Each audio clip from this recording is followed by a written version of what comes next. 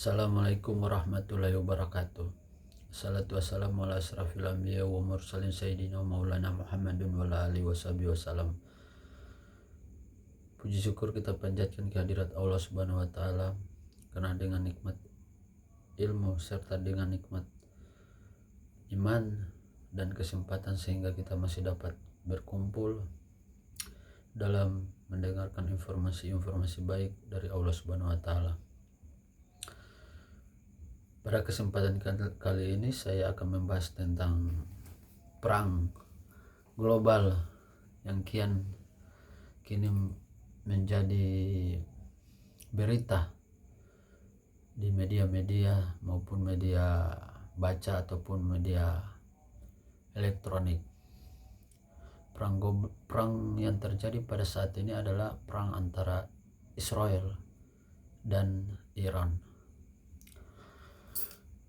Pertama-tama kita membahas tentang apa itu Bani Israel atau Israel. Bani Israel ini berbeda dengan Israel. Bani Israel ini adalah orang-orang yang menolak nabi-nabi pada zaman terdahulu.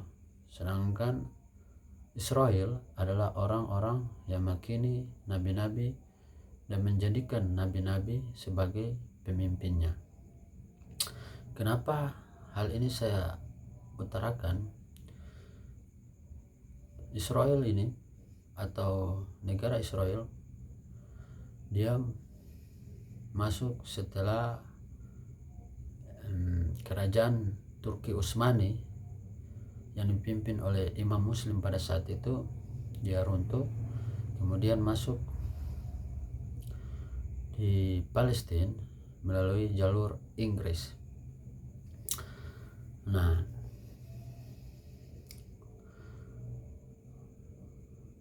pertanyaan saya terhadap satu entitas yang ada di Palestina ini, mereka masuk ini nanti setelah zaman Turki Utsmani selesai. Apakah mereka melawan kaum muslimin? Tidak. Yang saya lihat,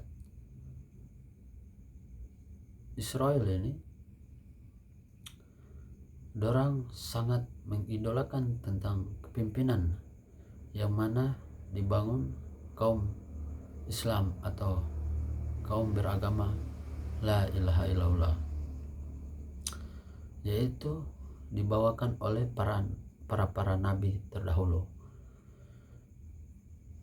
Mereka orang-orang yang mempelajari kitab, sama juga dengan agama atau orang-orang yang berada di agama la ilaha illallah, mempelajari kitab-kitab Allah yang dibawakan oleh nabi-nabi.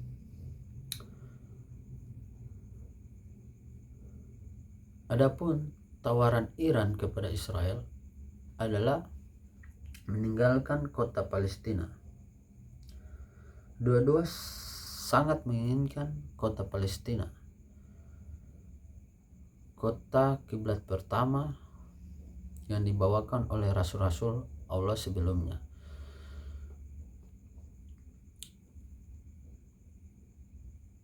Ini saya melihat terjadi diskomunikasi antara pihak Iran bersama dengan pihak Israel.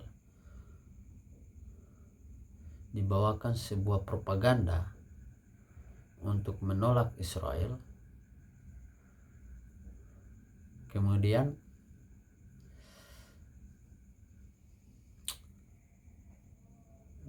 menyediakan fasilitas perang kepada Iran untuk mengambil alih Palestina dalam tanda kutip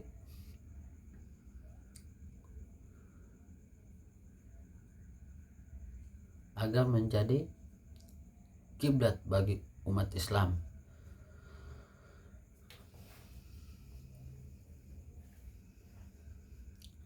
Tidak terjadi halnya perundingan antara pihak Iran dan Israel ini diakibatkan oleh kecurigaan Iran kepada Israel. mencoba membangun kota untuk menjauhkan mereka dari keturunan Nabi Muhammad. Padahal Israel itu sangat membanggakan tentang keturunan Rasul-Rasul Allah. Karena dalam bahasa Arab, Israel itu adalah keturunan Nabi Muhammad atau keturunan Rasul-Rasul Allah yang tidak disebut Nabi, tapi mereka masih bagian daripada keturunan Muhammadun. Berbeda hal lainnya dengan Bani Israel yang konon katanya atau dalam bahasa Arabnya adalah orang-orang yang menolak Rasul-Rasul Allah.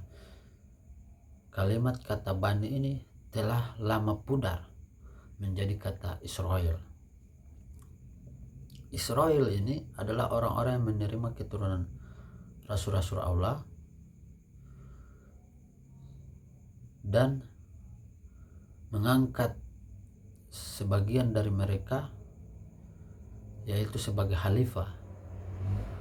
Khalifah ini harus ditandai dengan kenabian.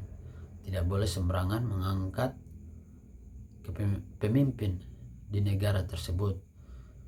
Saya mencurigai atau saya mengidentifikasi nama tersebut ada di bagian Bani Israel atau yang kita curigai, padahal sudah berbeda namanya menjadi Israel. Israel ini mengangkat nabi-nabi sebagai pemimpinnya.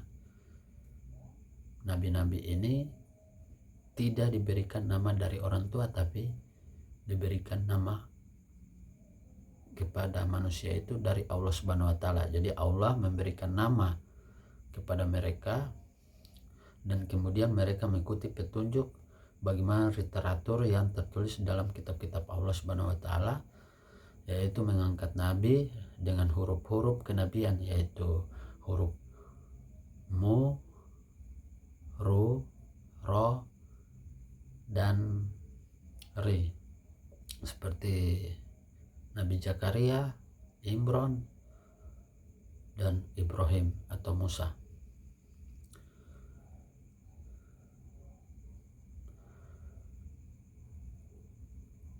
Tawaran nilai saya kepada Iran adalah membuat suatu pertemuan untuk sebagai bentuk pembicaraan tentang literatur yang tertulis dalam kitab-kitab Allah dalam mengangkat sebuah pemimpin di wilayah Timur Tengah. Apabila terjadinya sebuah pembicaraan ini dengan bersama Israel, maka mereka akan menemukan satu titik temu, yaitu adalah sama-sama menjunjung nabi-nabi Allah Subhanahu wa taala. Untuk itu bentuk ideologinya pun tidak akan berbeda dan peperangan bisa teruraikan atau bisa masalah itu diselesaikan.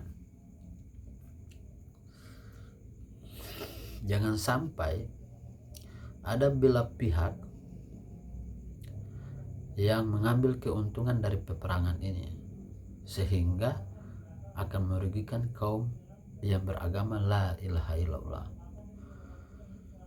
Karena dua-dua sama-sama menjunjung pemimpin yang akan menjadi pemimpin mereka adalah keturunan dari Rasul-Rasul Allah atau yang disebut Nabi. Nabi itu yang saya katakan sebelumnya adalah huruf kenabiannya, susunan hurufnya, serta golongan darah yang apabila didoakan dia memiliki warna golongan darahnya putih.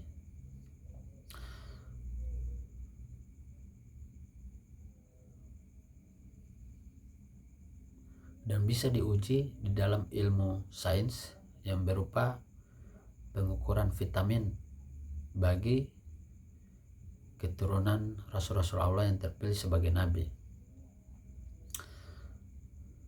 Bagaimanapun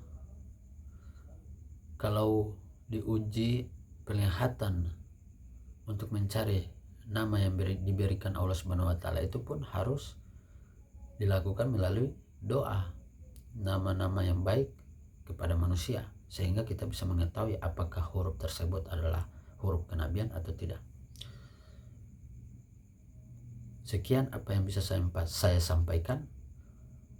Apabila ada jarum yang patah, jangan simpan di dalam laci. Apabila ada kata-kata yang salah, jangan simpan di dalam hati.